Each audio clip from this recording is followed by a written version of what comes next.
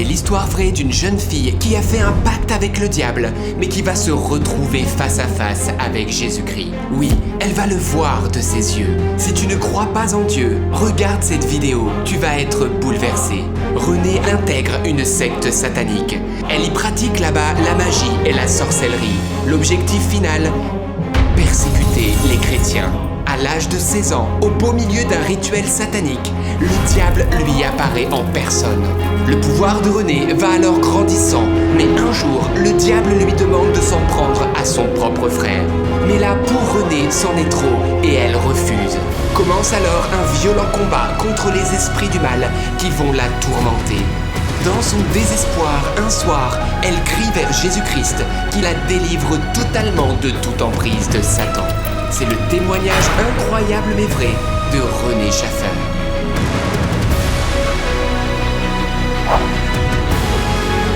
Wow, dans cette émission, vous allez tout savoir sur le mystère du mal. Et avant d'aller plus loin, n'oublie pas de t'abonner à la chaîne pour ne pas louper les prochaines émissions. Allez, c'est parti, on se retrouve juste après.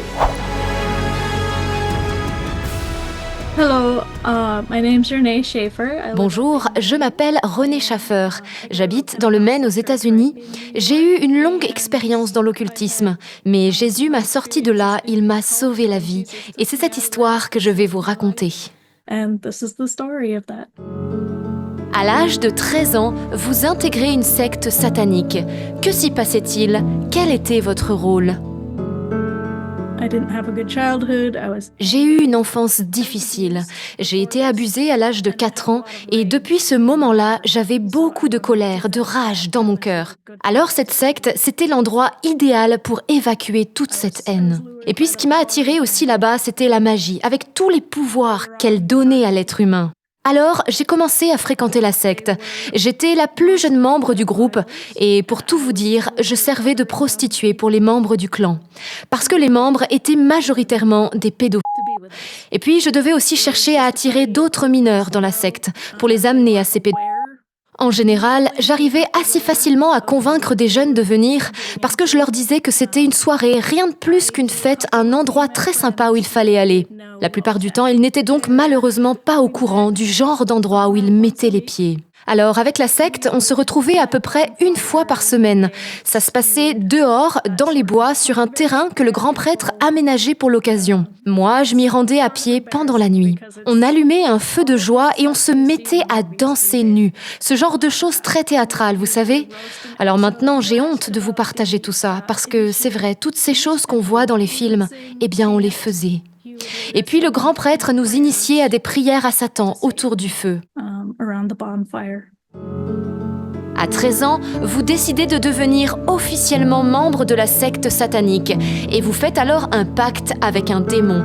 Que s'est-il passé à ce moment-là?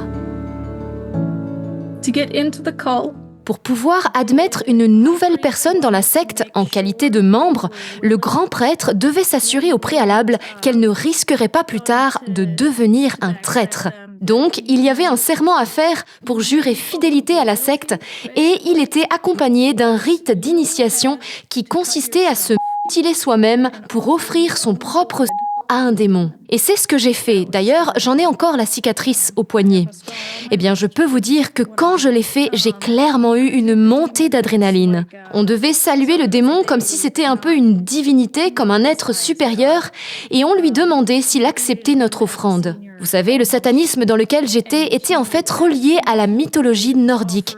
C'était donc très druidique. La plupart du temps, on fabriquait des récipients avec des feuilles dans lesquels on transportait le sang. C'était ça, le plateau d'offrande.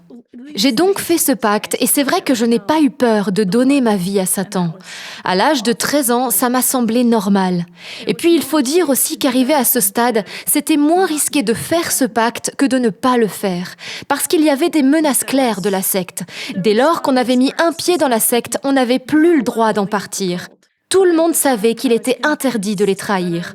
J'ai donc fait ce rite d'initiation et j'étais convaincue que désormais, j'étais attachée à ce démon pour toujours. Puisque j'avais fait ce contrat avec lui, il était mon mentor en quelque sorte. Donc moi, je pensais que c'était irrévocable. Bien sûr, maintenant je sais que c'est faux, complètement faux. Ce n'est qu'un mensonge. Jésus-Christ est bien plus grand que tout cela et il peut défaire n'importe quel lien que vous auriez noué. Christ can undo any sort of bond that you've done.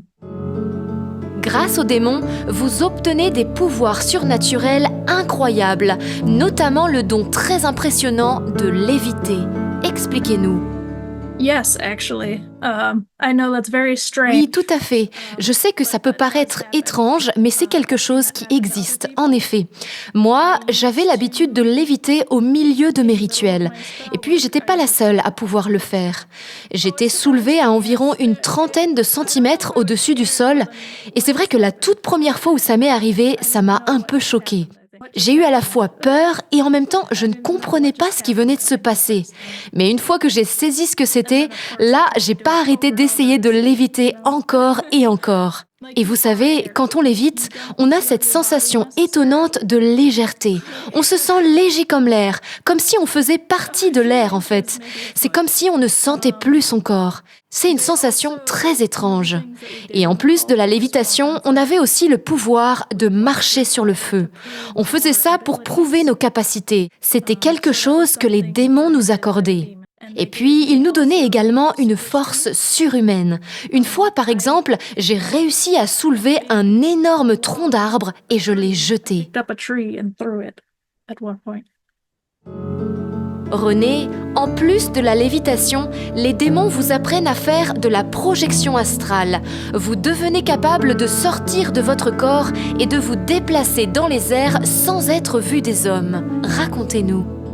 So for me, astral projection, I can't hear. Alors personnellement, dans la projection astrale, je ne pouvais pas entendre les pensées des gens, mais j'étais en mesure de voir tout ce qui se passait en temps réel, et cela où que j'aille. Quand on veut faire de la projection astrale, on commence par entrer dans une sorte de transe méditative.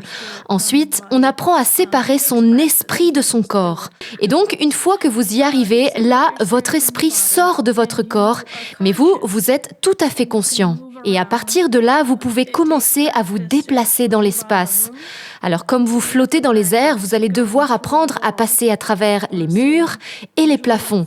Et puis ensuite, une fois que vous êtes arrivé dehors, là, tout devient plus facile. Vous pouvez vous déplacer sans difficulté. Moi, quand j'ai commencé à faire de la projection astrale, je me suis rendue dans la maison de mes voisins. Et disons que j'ai entendu des choses que j'aurais préféré ne pas entendre. Donc oui, vous pouvez rentrer dans la maison d'autres personnes, mais ce que j'ai découvert, c'est qu'il est bien plus difficile d'entrer chez des chrétiens que chez des non-croyants, parce que la protection de Dieu les enveloppe entièrement. Et oui, j'avais beaucoup de mal à entrer chez des chrétiens. Donc avec eux, je devais attendre dehors et on essayait de les attraper en dehors de leur maison. And we would try to catch people outside of their homes. René, vous vous retrouvez peu à peu possédé de nombreux démons. Combien en aviez-vous en vous et comment se manifestaient-ils ? Well, I would say all the members of the cult actually. Tous les membres du culte étaient possédés, moi également. Au début, je dirais que j'avais 20 à 30 démons en moi. Mais il y a eu un moment plus tard où j'ai été très imprudente. En fait, j'avais décidé de capturer des démons à l'intérieur de moi. En gros, d'en faire rentrer le plus possible. Donc là, je me suis retrouvée possédée de plus de 200 démons. Je pouvais même les sentir physiquement en moi. La plupart du temps, je sentais comme une lourdeur dans ma poitrine. Et puis, à d'autres moments, je sentais comme si ma gorge était très serrée, refermée, à tel point que ça devenait même difficile pour moi de parler ou d'avaler. Et puis, d'autres fois encore, j'avais un poids énorme dans mon dos, comme si quelque chose était accroché. Un sac à dos très lourd me pesait sur le dos. En tout cas, ce qui est sûr, c'est qu'on sent vraiment tous ces démons à l'intérieur de soi. Et puis j'entendais leur voix, ils étaient très injurieux et ils me disaient des choses ignobles. Parfois, ils essayaient de me forcer à faire des choses. Ils me faisaient parler dans des langues étranges et ils essayaient même de prendre le contrôle de mon corps. They would try to take control of my body, yes. Dans la secte, on vous demandait de faire certaines choses pour avoir plus de pouvoir occulte. Que faisiez-vous concrètement ? Chaque sacrifice était un moyen de donner de l'énergie aux démons, car c'était en quelque sorte de cela qu'ils se nourrissaient. Disons que le sacrifice débutant, c'était le poulet. Et puis, vous augmentiez petit à petit à travers les animaux, les chats, etc., jusqu'à en arriver aux humains. Ça, c'était ce qu'il y avait de plus puissant. Donc, quiconque le voulait ou en ressentait le besoin pouvait se mutiler ou aller se faire mutiler par le grand prêtre et offrir son. Et moi, j'ai effectivement plusieurs cicatrices.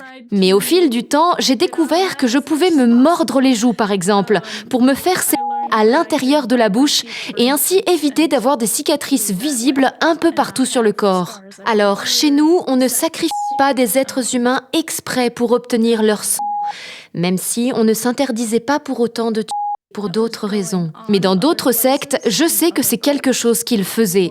Oui, nos responsables nous en parlaient. En fait, ils nous disaient très souvent que d'autres ailleurs faisaient plus que nous et que donc il fallait aussi qu'on en fasse plus.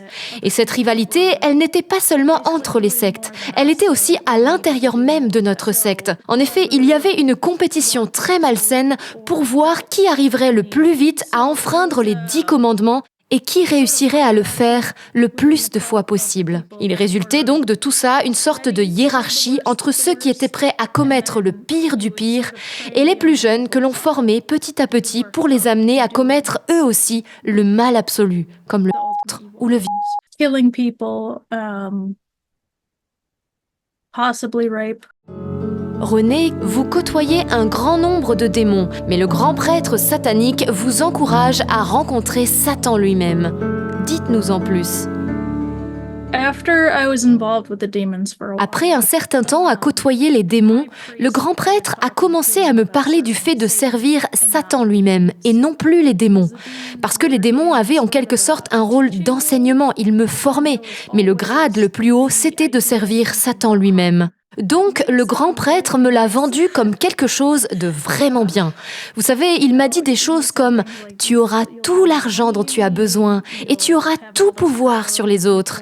Et c'est quelque chose qui, à l'époque, pour moi, c'est vrai, était très alléchant. Donc, de mes 13 ans à mes 16 ans, c'est sur quoi je me suis concentrée. Je pratiquais des rituels sataniques pour essayer d'avoir l'attention de Satan afin de pouvoir interagir avec lui. Et en ce qui concerne l'argent, c'est vrai que dans le culte, on nous disait très souvent « Vous allez être riche, vous n'aurez plus à vous soucier de l'argent, vous aurez tous les jouets que vous voulez. » Donc on nous faisait miroiter des véhicules, des motos, des quads. Mais après, on nous poussait à aller prendre ces biens par nous-mêmes. On allait les voler, en fait, chez les gens. Donc, en soi, on ne nous les a jamais donnés. C'était à nous d'aller les chercher par nous-mêmes. On était malveillants, c'est vrai. En fait, on était vraiment des agents du chaos à cette époque-là. À l'âge de 16 ans, au beau milieu d'un rituel, Satan vous apparaît et vous le voyez de vos yeux. Comment était-il? Avez-vous eu peur en le voyant? The first time that I saw him, Ce jour-là, c'est la première fois que je l'ai vu. J'étais dans ma chambre et j'avais un miroir scrutateur. Je pratiquais un rituel avec ce miroir, une sorte de transméditation. Et là, soudain, j'ai vu le visage de Satan apparaître. Il ressemblait à un homme, un très bel homme. Il était blond avec des yeux bleu foncé. Il n'avait rien d'horrible ou quoi que ce soit. J'ai entendu d'autres personnes dire qu'elles l'ont vu sous une forme affreuse. Mais moi, ça n'a pas été mon expérience. Par contre, je sais qu'il peut changer d'apparence, parce qu'une autre fois, je l'ai vu avec des cheveux noirs, par exemple. Mais ce qui est sûr, c'est qu'avec moi, il s'efforçait toujours de se montrer sous une belle apparence pour avoir l'air séduisant et attirant. Donc cette fois-là, quand il est apparu dans le miroir, on a commencé à échanger ensemble. Je lui ai demandé qui il était, parce que je me suis dit que c'était peut-être juste un démon qui me jouait un tour. Mais c'est vrai qu'il avait une présence très imposante, très froide, que je n'avais jamais ressentie auparavant. Je sentais bien qu'il était différent des démons habituels. Donc je lui ai demandé s'il était bien mon maître. Et en fait, pour me répondre, il a cité la Bible, mais en se moquant. Il a dit « Je suis ce que tu penses que je suis ». Il affirmait donc clairement qu'il était Satan. Je lui ai demandé si le rituel que j'étais en train de faire lui plaisait et il m'a dit que oui. Ensuite, il m'a donné quelques instructions très brèves. « Je veux que tu attaques les chrétiens de telle manière. » Et ensuite, il est parti. C'était un échange très bref. Il était toujours très bref. Il allait droit au but et il repartait aussitôt. Cette rencontre avec Satan m'a bouleversée et j'ai gardé ce secret pendant longtemps. Je n'osais pas en parler à qui que ce soit. Mais ça a fini par se savoir. Alors le grand prêtre m'a demandé de transmettre les messages que je recevais de Satan. Et c'est comme ça qu'on m'a assigné le rôle d'oracle. René, Satan vous demande de persécuter les chrétiens en leur envoyant des sortilèges. Racontez-nous ce que vous faisiez concrètement. Before I got into contact with him, Avant ma rencontre avec Satan, je m'entraînais simplement à jeter des sorts et puis je m'amusais en faisant de la projection astrale.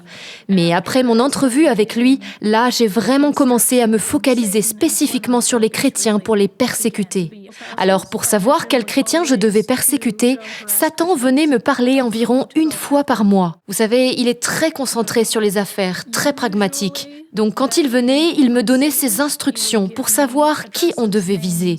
Il me donnait des adresses, des noms, des lieux de travail. Et moi, je relayais toutes ces informations-là au grand prêtre qui les relayait ensuite au reste du culte. Ensuite, on passait à l'attaque. Et la première chose qu'il fallait faire, c'était de trouver la faiblesse de la personne. Donc, on allait sur leur lieu de travail, on se déplaçait par projection astrale. Oui, on ne se déplaçait quasiment jamais physiquement. On allait aussi dans les lieux chrétiens, etc., mais pas dans les églises, car on n'était pas autorisé à y entrer. Et puis, une fois sur place, on observait les chrétiens. On les espionnait pour réunir des informations sur eux et détecter leurs faiblesses. Par exemple, si le mari avait un problème avec la pornographie, on l'attaquait là-dessus et on envoyait donc des démons sur lui pour qu'ils insinuent des pensées dans sa tête et qu'ils le bombardent toute la journée avec certaines images. Donc vous voyez, notre objectif était essentiellement de conduire les chrétiens au péché et de les affaiblir afin d'ébranler leur foi et qu'ils ne s'appuient plus sur Dieu. Donc oui, les démons ont le droit de toucher à notre corps. Ils peuvent donner des maladies, des cancers énormément, des douleurs articulaires. Et oui, l'esprit d'infirmité est très réel, vraiment. Et puis les démons sont aussi autorisés à intervenir sur les véhicules en provoquant des dégâts mécaniques.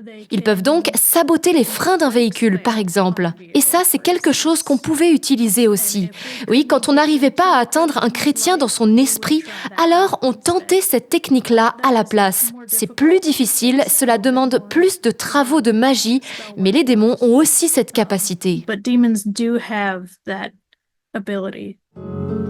Un jour, vous essayez d'attaquer une femme chrétienne dans la rue en la poussant à la dépression, mais vous n'y parvenez pas. Pourquoi ? We got instructions to attack pastors, On avait comme instruction d'attaquer les prêtres, les pasteurs, n'importe quel chrétien en fait. Mais j'ai découvert qu'il y avait certains chrétiens que nous ne pouvions pas attaquer.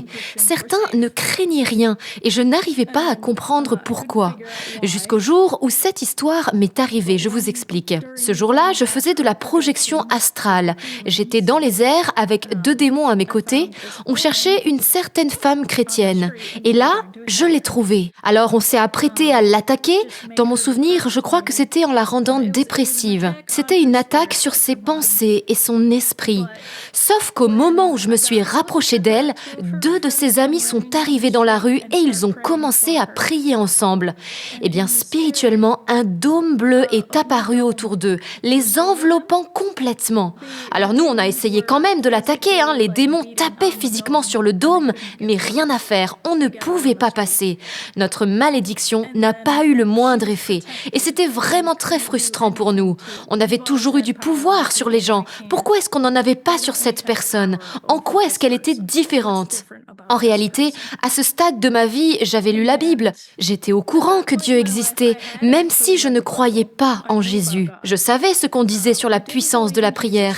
Et c'est ce qui m'a fait me dire, tiens, ça a sûrement un rapport. J'ai donc voulu recommencer à lire la Bible et j'ai appris dedans qu'il y avait effectivement une protection dans la prière. Quand vous priez, vous êtes abrité par Dieu. C'est très réel, c'est une protection totale. Et ça m'a stupéfaite en tant que sorcière. Car j'étais habituée à avoir tout ce pouvoir sur les gens, toute cette domination.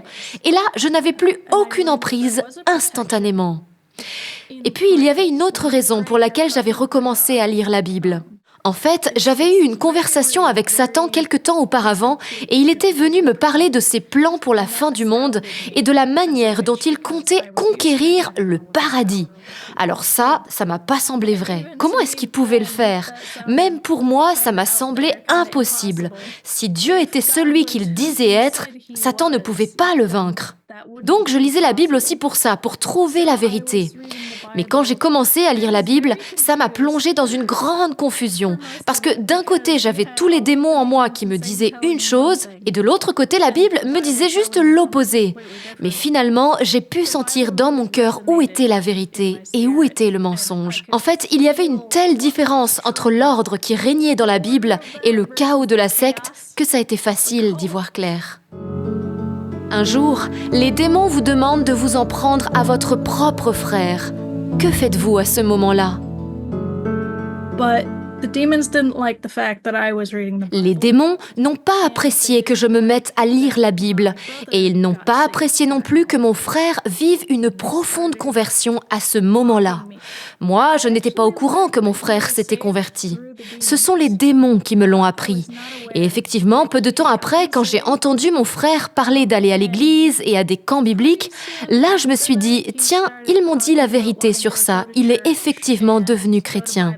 Moi, je ne savais pas très bien quoi faire face à cela à l'époque. Sa conversion ne me faisait malheureusement pas plaisir, loin de là. Alors les démons ont commencé à se moquer de moi, à me dire que ma famille était en train de revenir vers Jésus, mais que moi je ne faisais rien, je laissais faire. Et rapidement, ils se sont mis à me harceler à ce sujet, et ils m'ont demandé clairement de tuer mon frère. En fait, ils voulaient déjà que je lui fasse du mal avant sa conversion. Avec du recul, je pense qu'ils essayaient de l'empêcher de trouver le salut. Mais ils n'ont pas réussi à l'empêcher de rencontrer Jésus. Il a pu se convertir. Et donc là, leur objectif était devenu uniquement de le tuer. Moi, j'ai d'abord tenté d'ignorer les démons. J'installais autour de la maison toutes les protections magiques que je pouvais afin de repousser les démons hors des parages. Je faisais comme si tout allait bien. Je leur disais des choses comme « Vous inquiétez pas, je m'occuperai de lui plus tard ». J'essayais en fait de repousser les choses au maximum en trouvant des excuses. Mais ils ont fini par comprendre que c'était la limite que je refusais de franchir. Alors ils ont arrêté d'avaler mes excuses et ils se sont mis en colère contre moi. Le combat a commencé là. Je me suis mise à riposter parce que vous savez, les démons ne m'avaient jamais attaqué directement avant ça. On avait toujours coopéré ensemble pacifiquement, je dirais. Mais à partir de ce moment-là, la guerre a été déclarée. On a commencé à s'affronter. Ils sont devenus très violents. Ils voulaient prendre le contrôle de mon corps par la force et contre mon gré, afin d'aller tuer mon frère, peu importe par quel moyen. Et puis, ils ont aussi utilisé une autre stratégie plus insidieuse. Ils ont commencé à rendre l'atmosphère de la maison très explosive et très violente, en poussant chaque membre de la famille à la colère. En fait, ils s'en sont pris à la santé mentale de chaque membre de la famille, créant un environnement explosif pour potentiellement obtenir une réaction de ma part, pour me pousser à bout en fait, et que j'en vienne à commettre l'irréparable. Ce soir-là, les démons vont s'en prendre à vous ouvertement, mais Jésus intervient puissamment et vous délivre. Que s'est-il passé? I was fighting the demons. Ce soir-là, je me battais avec les démons qui étaient en moi.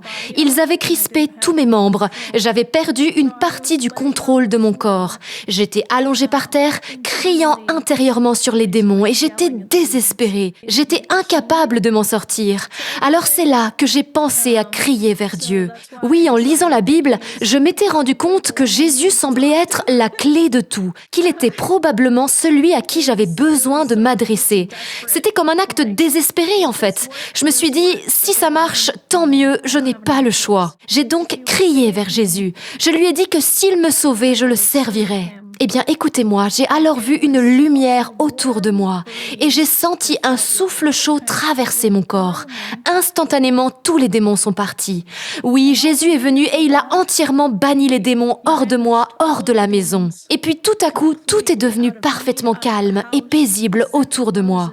Et ensuite, un parfum de rose a embaumé la chambre. Je me rappelle avoir été complètement bouleversée.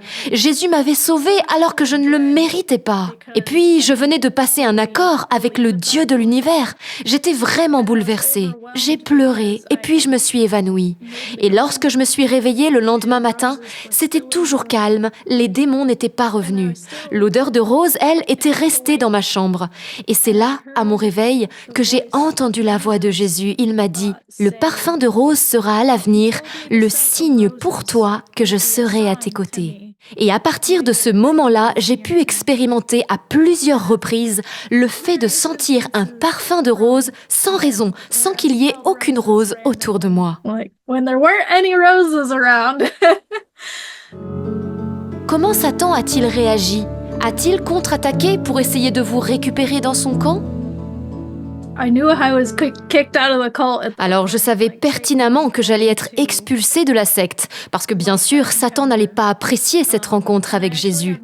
Mais en réalité, j'ai eu une toute dernière entrevue avec Satan, après tous ces événements.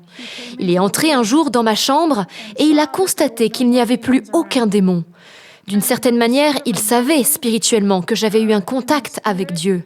Il feignait d'être calme, mais moi, j'ai tout de suite vu qu'il était enragé. Il n'a pourtant rien fait physiquement pour m'attaquer. Il faisait comme si ça lui était égal que je sois devenue chrétienne. Mais la vérité, c'est qu'il ne pouvait rien y faire, parce qu'il ne peut rien faire contre Dieu. Alors, il est parti. And then left. René, vous décidez de quitter la secte satanique en secret. Qu'avez-vous fait pour vous en sortir? I tried to hide my leaving. J'ai essayé de cacher à la secte mon départ le plus longtemps possible. Mais c'est vrai que j'ai vraiment eu de la chance avec le timing, parce que je devais de toute façon quitter la région quelques mois plus tard pour rentrer chez les Marines. Je n'ai donc eu que quelques mois durant lesquels j'ai dû m'efforcer de le cacher. Je disais que j'étais malade, je n'allais à aucune réunion. Bien sûr, je n'ai dit à personne que je partais ou que je prévoyais de partir. Parce que oui, j'avais peur des représailles, peur que des gens tentent de me retrouver. Alors je suis partie du jour au lendemain. J'ai changé d'état. Je ne sais pas si quelqu'un a essayé de me poursuivre ou de me retrouver. Dans tous les cas, je pense que Dieu me protégeait et qu'il m'a cachée. I think God hid me. À 19 ans, vous partez chez les Marines et c'est là, lors d'un sermon, que vous prenez la décision de suivre Jésus et de l'accueillir comme votre Dieu et Seigneur.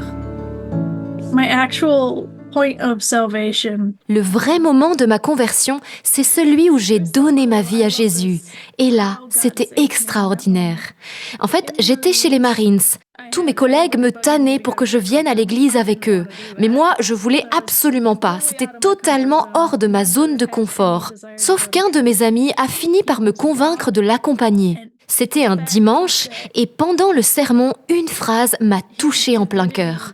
Jésus est tout-puissant, il a vaincu la mort n'a pas le moindre effet sur lui. Ça m'a percuté en plein cœur. Et puis cette parole de l'Évangile m'a aussi beaucoup touchée. Pourquoi cherchez-vous le vivant parmi les morts? Il n'est pas ici, il est ressuscité. Là, j'ai su que c'était la vérité. J'ai fondu en larmes et j'ai commencé à pleurer mes péchés. À cet instant, j'ai senti très fort l'amour de Dieu pour moi. J'ai vu la fraternité entre les gens autour de moi et j'ai voulu en faire partie, même si c'est vrai, j'ignorais comment je devais m'y prendre. Alors, j'ai immédiatement demandé à Dieu, « Est-ce que tu veux bien m'accueillir ?» Et là, j'ai entendu de manière audible la voix de Dieu me dire, « Je t'accueille. » C'est là que j'ai donné ma vie à Jésus à l'âge de 19 ans. And that's when I was saved, at 19. René, à l'âge de 23 ans, vous faites une expérience de mort imminente incroyable. Vous vous retrouvez face à Jésus et cette rencontre vous bouleverse à tout jamais. Que vous a dit Jésus et comment était-il? So after my salvation, Juste après ma conversion, je suis partie chez les Marines. Mais là-bas, c'était vraiment difficile. Et puis en parallèle, je me suis mariée, mais j'avais un mari violent. Vraiment, je n'ai pas eu une vie facile pendant les 4 années qui ont fait suite à ma conversion. Mon expérience de mort imminente est arrivée à la fin de ces 4 années alors que je me préparais à quitter les Marines. Ce qui s'est passé, c'est que j'étais enceinte, mais j'ai fait une grossesse extra-utérine, ce qui veut dire que le bébé était en dehors de l'utérus et ne se développait pas correctement. J'ai donc fait une fausse couche à cause de cela et on m'a opérée pour sortir le bébé. Mais pendant l'opération, j'ai dû faire une hémorragie et je me suis réveillée en pleine intervention. Là, ils ont donc dû m'anesthésier davantage. Mais c'était un hôpital militaire, les choses ont été assez bâclées. En fait, je ne sais pas exactement ce qui s'est passé. Peut-être m'ont-ils administré une dose trop importante. Toujours est-il qu'à ce moment-là, j'ai fait un arrêt cardiaque. Je me suis retrouvée soudain au-dessus de mon corps, au-dessus de la table d'opération. J'ai regardé en l'air, j'ai vu le plafond de la pièce. Je l'ai traversé et je me suis retrouvée dans le noir. Je ne pouvais rien voir, mais soudain, j'ai eu la sensation d'être emportée vers le haut très très vite. Je m'élevais à travers les ténèbres. Et puis, j'ai senti qu'on s'arrêtait quelque part. J'ai alors vu une ardente brume lumineuse tout autour de moi. L'instant d'après, je me suis retrouvée assise. J'ai regardé vers le bas sur quoi j'étais assise et c'était un banc à lattes en bois. Vous savez, le style de banc qu'il y a dans les parcs. Et puis, j'ai tourné la tête à droite et là, il y avait assise à côté de moi ma tante qui était décédée quelque temps auparavant. Nous avons parlé un moment. C'était un endroit très calme et très paisible. Je ne voulais pas troubler cette paix en parlant de choses sombres ou du mal, vous voyez. On a donc parlé de moi, de la vie quotidienne. Et puis soudain, il a semblé que quelqu'un appelait ma tante, car elle a tourné la tête d'un coup dans une autre direction. Elle avait visiblement entendu quelque chose. Et puis elle a disparu instantanément, elle s'est volatilisée. Et à l'instant même où elle a disparu, le Seigneur Jésus est apparu à l'endroit exact où elle était assise. Ma réaction, ça a été de la peur, de la panique même. Me retrouver comme ça devant le Seigneur, ça m'a fait très peur, parce que je me sentais terriblement coupable de mon passé. Et puis, il était aussi tellement impressionnant, intimidant presque, même s'il n'était que bonté. Je me retenais de m'enfuir, vraiment. Lui, il me regardait. Et je vais vous décrire comment il était. Il avait les cheveux longs, bruns, un peu bouclés, mais il avait une peau bien plus bronzée que dans beaucoup d'images qui le représentent. Il avait une très belle pommade. Et puis, je m'attendais à ce qu'il ait les yeux marrons, mais il ne l'était pas.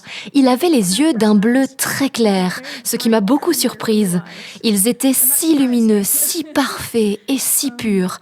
Jamais je n'avais vu des yeux aussi purs et intenses auparavant. Là, il m'a dit de le regarder. Et comme je levais les yeux vers lui, il a entrouvert sa tunique au niveau de son cœur.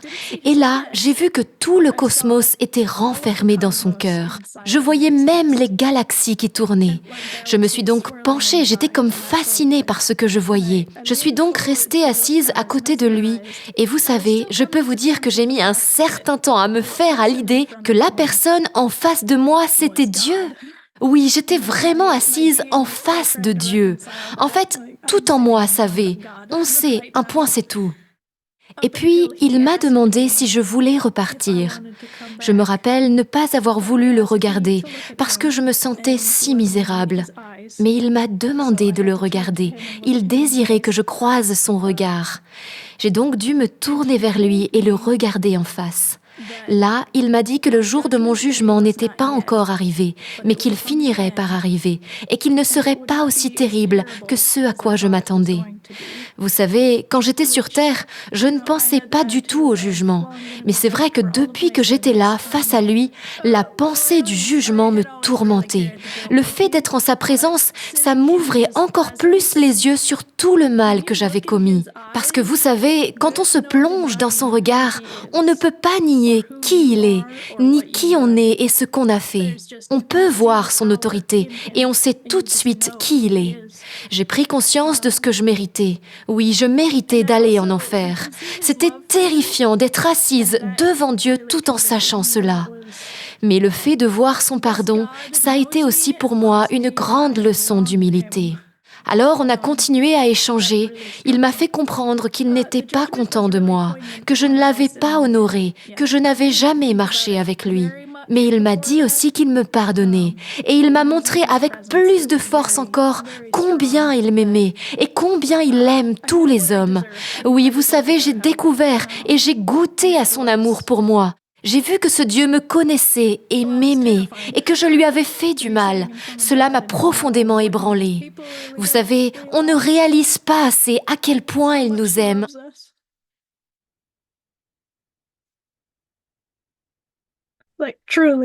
On ne mesure pas son amour.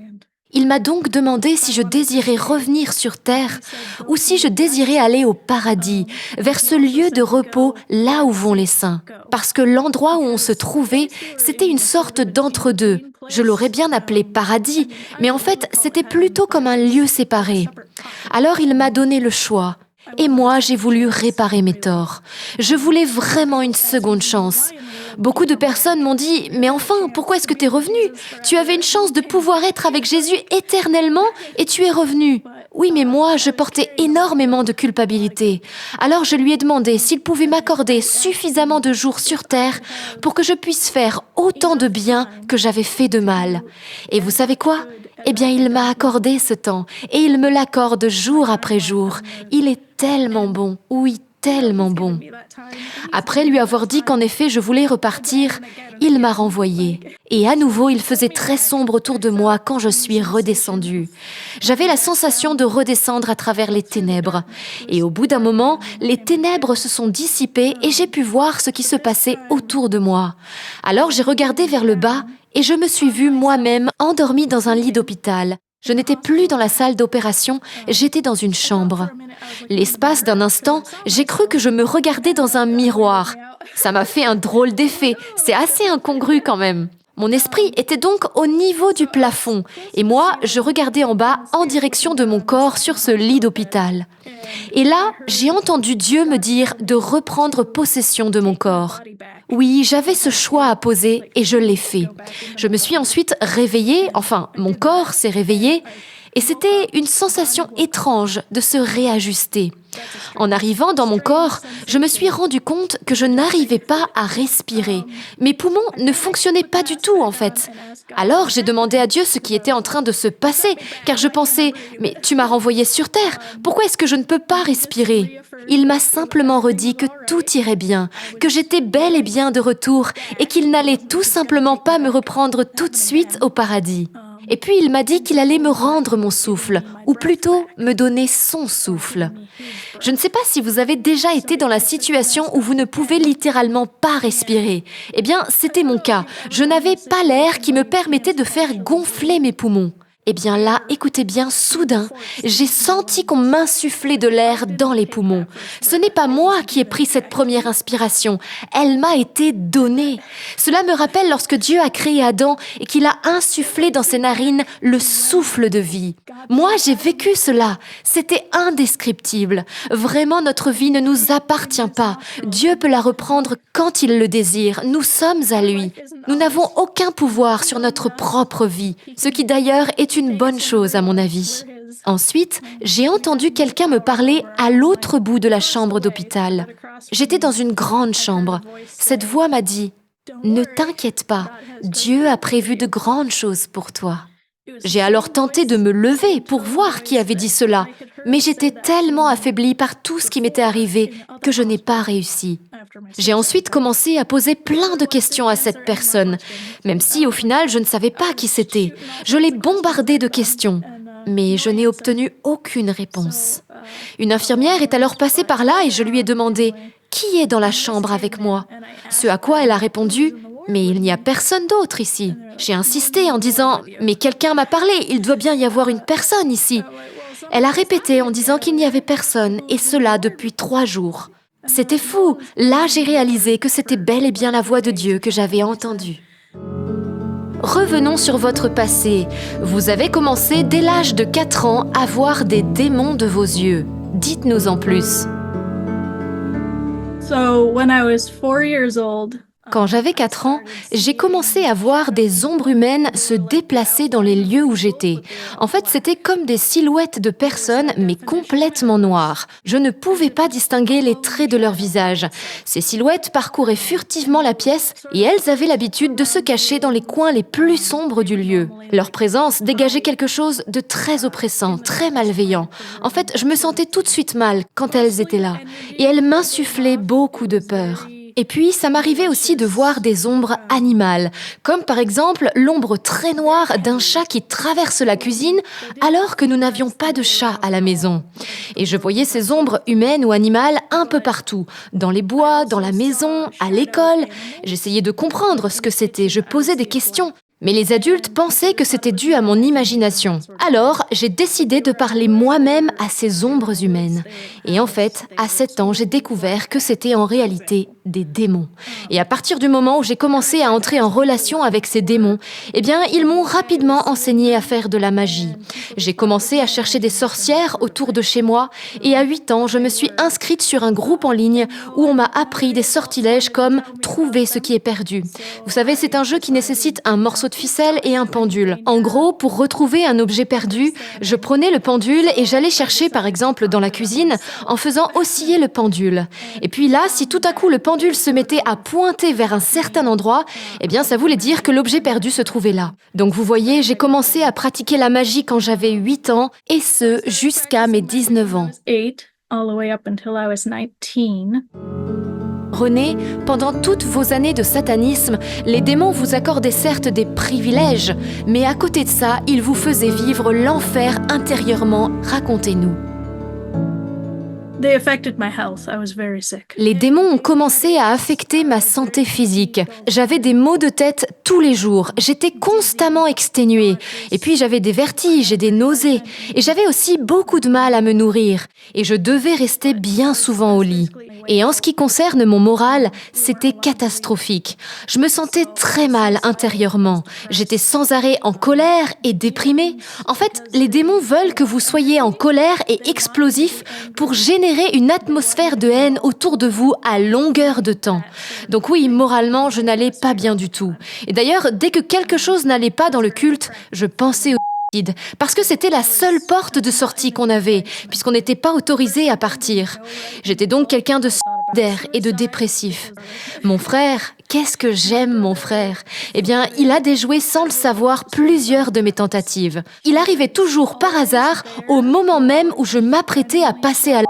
Par exemple, une fois, il est entré dans ma chambre alors que j'avais dans les mains l'arme de mon père. Oui, je crois vraiment que Dieu se servait de mon frère pour me sauver la vie. I really believe that God was using him to save my life. Vos parents étaient-ils au courant que vous faisiez partie d'une secte satanique? No, they were. Non, ils n'étaient pas au courant, mais ils étaient quand même un peu suspicieux face à mon comportement étrange. En fait, ils n'étaient pas à la maison. Mon père était la majeure partie du temps à l'usine et ma mère, elle, faisait toutes sortes de petits boulots, comme agent de sécurité par exemple. Donc, ils n'étaient jamais là. Et moi, eh bien, j'avais quartier libre pour faire tout ce que je voulais. Alors mes parents se disaient chrétiens, mais en fait on n'allait jamais à l'église, je n'avais aucune connaissance de la Bible, à part ce que je lisais moi-même, et je n'ai même pas été baptisée. Mon père parlait quand même occasionnellement de Jésus, et c'est probablement ça qui m'a sauvée. Il nous sortait une histoire de Jésus comme ça de temps en temps, mais c'était très rare. But it was very rare. René, Jésus vous a gratifié de nombreuses grâces incroyables depuis votre nouvelle vie avec lui et votre pleine délivrance des démons. Racontez-nous. I'm a completely different. Aujourd'hui, je suis une personne complètement différente de celle que j'étais il y a 15 ans. D'abord, j'ai été complètement délivrée des démons. Alors bien sûr, j'ai quand même vécu des combats assez rudes les 5 ou 6 premières années après ma conversion, parce que je me contentais de dire aux démons de partir, mais ils revenaient. Je n'avais pas une très bonne compréhension de la manière dont il fallait mener le combat spirituel du point de vue chrétien. Mais dès que j'ai commencé à m'en remettre à Dieu et à lui demander « Comment suis-je censée gérer ça? Je ne suis pas supposée être attaquée ainsi, ce n'est pas normal. » Alors, quand j'ai commencé à réellement tenir ferme pour Jésus, là, j'ai appris à ne plus être leur victime. Ensuite, Dieu m'a totalement délivrée de l'alcoolisme. Et ça s'est passé il y a 6 ans. Un jour que j'étais saoule, en plein milieu de la nuit, j'ai supplié Dieu de me libérer de l'alcoolisme.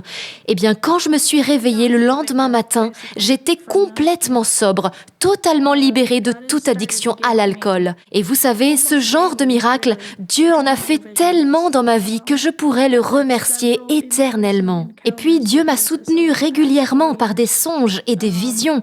Il est même apparu plusieurs fois dans ma chambre. Oui, j'ai conscience que j'ai beaucoup de chance. Et puis, ma santé aussi va mieux. J'ai aujourd'hui 34 ans et je peux dire que je suis en bien meilleure santé que je ne l'étais à 24 ans. Vous savez, je m'étais blessée au dos et ma colonne vertébrale était toute tordue. Cela affectait même jusqu'à ma cage thoracique. Et pour vous donner un exemple, quand je m'allongeais sur mon lit, je n'arrivais jamais à être à plat. Eh bien, on a prié pour moi au nom de Jésus et instantanément, j'ai senti ma colonne qui bougeait à l'intérieur de moi. C'était incroyable. D'ailleurs, ça m'a fait peur.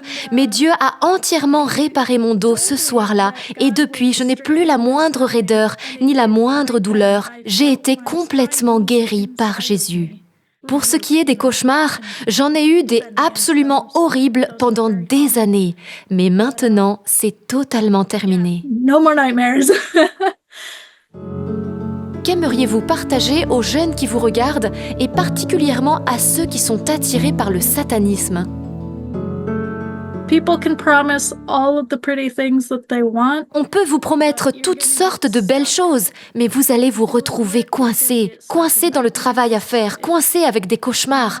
Ne risquez pas de nuire à votre âme en faisant des choses qui déplaisent à Dieu. Cela n'en vaut pas la peine. Vous savez, Dieu n'a pas instauré des règles parce qu'il est méchant. Il a mis en place des règles parce qu'il se soucie de nous. La sorcellerie n'est en aucun cas une réponse à quelque problème que ce soit. Vous savez, on fait passer la magie pour quelque chose de précieux. On vous fait croire que vous avez des pouvoirs spéciaux. Et souvent, on vous fait commencer par des petites choses comme les cartes, le tarot, etc. On vous dit, mais non, c'est pas dangereux, ce sont que des cartes. Mais c'est dangereux, c'est de la divination. Un esprit mauvais, un esprit de divination s'attachera à vous et des esprits profiteront toujours de vous. Et c'est pourquoi je vous dis, tout ce que vous croyez pouvoir obtenir des démons, vous pouvez l'obtenir bien plus abondamment de Dieu et de la bonne façon, sans faire le mal et sans abîmer votre âme. Et je préfère mettre les choses au clair. Les démons et les sorcières n'ont pas le moindre pouvoir sur Dieu, car Dieu est tout-puissant. Tellement de mensonges ont été perpétués à propos des sorciers qui seraient plus forts que Dieu. Mais c'est faux, complètement faux. J'y ai cru moi-même. I used to think that. Un mot de la fin ? Alors la chose la plus importante que j'aimerais que vous sachiez, c'est que Dieu vous aime. Il vous aime réellement. Il veut que vous veniez à lui et que vous ayez une relation avec lui. Et cette relation avec Dieu, c'est la chose la plus importante de toute votre vie. C'est vraiment tout. That relationship with God is everything. It really is. Merci beaucoup René pour ton témoignage, pour ton courage. Vraiment, ça nous a éclairés. C'est assez incroyable tout ce que tu as vécu. Ça nous montre que non seulement Dieu existe et qu'il nous aime et qu'il veut nous sauver, mais ça nous montre aussi que l'esprit du mal, les démons existent également et désirent nous éloigner de Dieu. Mais avec Jésus, nous avons la victoire sur eux.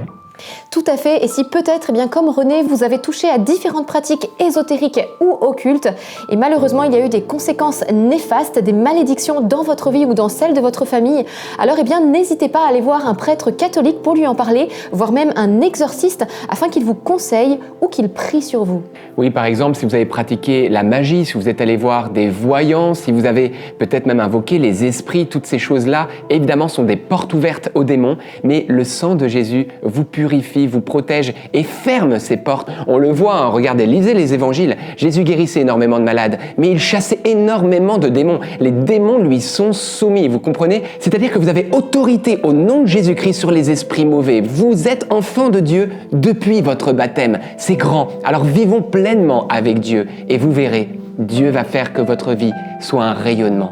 Oui, et dès maintenant, vous pouvez vous tourner vers Jésus et lui demander son aide pour vous en sortir, pour qu'il vous délivre de vos chaînes. N'hésitez pas à lui parler maintenant, à lui ouvrir votre cœur. Et c'est pourquoi on vous propose une petite démarche concrète. Vous pouvez, si vous le désirez, écrire dans les commentaires sous la vidéo la phrase suivante « Jésus, délivre-moi ». Et vous verrez, il le fera. Il est venu pour cela, pour briser nos chaînes et nous rendre notre liberté. Amen. Eh bien Seigneur, nous voulons prier ensemble pour tous ceux qui suivent cette émission maintenant en direct et en replay. Oui Seigneur Jésus, tu as dit si 2 ou 3 sont réunis en mon nom, je suis là au milieu d'eux. Alors nous confessons que tu es là Seigneur, tu es présent au milieu de nous et nous te demandons de poser ta main sur toutes les personnes en ce moment qui se sentent oppressées, qui se sentent liées par leurs pratiques occultes ou par peut-être tel ou tel péché et qui ont besoin de toi. Nous te demandons de briser ces chaînes, de les aider dans leur cheminement spirituel pour qu'ils puissent être totalement et pleinement heureux en toi. Nous te remercions pour tout ce que tu fais, toutes les grâces de guérison et de délivrance que tu es en train d'accorder maintenant en vertu de ton nom.